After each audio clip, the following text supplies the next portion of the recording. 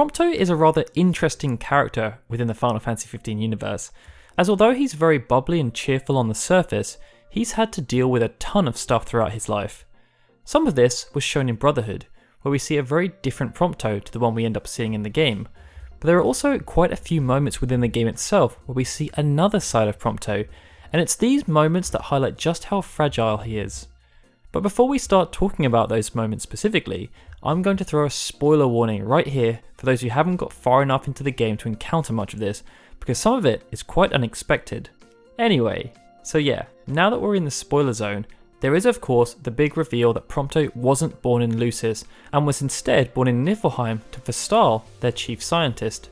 There's also the big heart-to-heart that Prompto has with Noctis at the Talpir rest area. It's here that he talks about his insecurities and confesses that he's always felt inferior to Noctis, Ignis and Gladiolus. But there's also another rather specific moment that, depending on whether you saw a specific loading screen that could randomly display, you might have missed almost entirely. And once you know all the backstory around Prompto's insecurities and past, it's actually a rather cruel and heartbreaking sequence. I don't normally reach for those tiny violins, but in this particular instance, you just can't help feel for Prompto. It all takes place during Chapter 11, once the group board the train after defeating the Marlborough. Everything between the group at this point is a bit of a mess, but after they have a huge venting session, some of the tension ends up being relieved.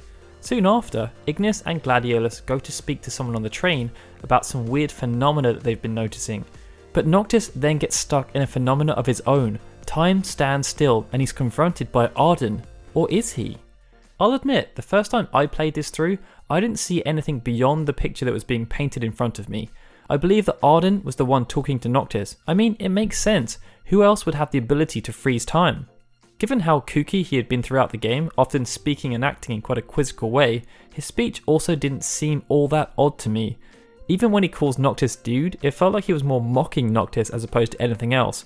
But this couldn't be further from the truth, because it isn't actually Ardyn in that scene at all, it's Prompto. Because you see, Ardyn has been able to switch his appearance with Prompto. When you look at the scene knowing this small piece of information, it changes things in quite a significant way. It means that Noctis isn't attacking his annoying enemy Ardyn, he's attacking his friend Prompto, who seems rather bewildered. Towards the end of the sequence, we get lines such as, "Seriously man, cut it out," and "Dude, are you seriously trying to kill me?" And it's after this that Noctis loses it. He answers Prompto's question by saying, "Why wouldn't I?" and then proceeds to accuse Prompto of following him around this whole time, saying everything is all his fault. Prompto, if you can imagine how emotional he probably is at this point, asks Noctis if he really means it. But at this point, Noctis is gone. He's past talking and the red mist has descended, until the train suddenly stops.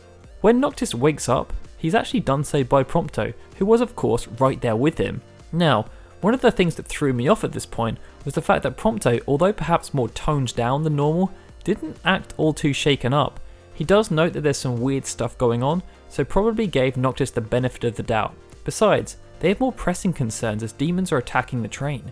Skip forward though, and we see that Ardyn has apparently captured Prompto and is pointing his gun at him, but in reality it's the other way round. Prompto has cornered Ardyn. As a result, Noctis attacks Prompto and ends up pushing him from the train, something which we see when the camera angle switches. After this sequence, there's actually a loading screen that explains everything, but I didn't receive it. And I've watched numerous walkthroughs and the majority of them didn't receive it either. It does seem like a rather uncommon occurrence. Either way, it means that all the while Prompto was separated from the group, he was under the impression that Noctis thought he was a traitor to the group, which is pretty harsh, especially if he doesn't know if they know he's not from Lucis. They realistically could think he's a traitor, and it could be why he's so tentative to reveal the information when he finally does. It also goes some way to explaining the first question he asks Noctis upon his rescue. "Were you worried about me?" If you actually pick "not really" here, Prompto replies by asking Noctis if he still thinks he's Ardyn, which kinda gives it away if you missed that initial loading screen or the cues the game offers. But I don't know how many people actually picked this option. Honestly, when I learned about this, it made me have a lot more sympathy for Prompto, and I'm hoping that the story of episode Prompto specifically deals with the uncertainty that Prompto has around what happened on the train. Anyway, how many of you guys were aware of this story detail? Let us know in the comments below, and if you enjoyed this video, please hit that like button and subscribe. Also, if you'd like to support our channel and also increase your chances in upcoming giveaways, please head over to our Patreon at patreon.com/FFunion. These folks have already done so why not join them? Alright, thanks guys, this is Daryl signing out. I'll see you next time.